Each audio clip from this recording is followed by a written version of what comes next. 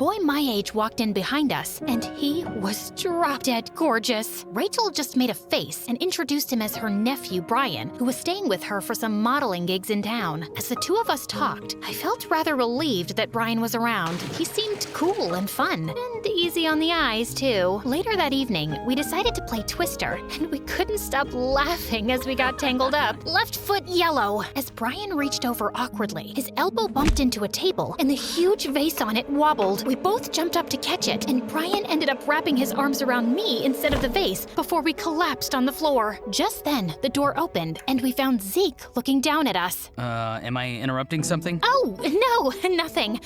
What are you doing here? I dropped by at your place and your mom was just leaving for the airport. She told me you were here, and I thought you could use some company. Well, luckily for her, I'm staying with my aunt here for the next few weeks too. Wait a minute, you're that boy band singer, right? I'm shooting a shampoo commercial with you tomorrow. Ah, right. You're the model.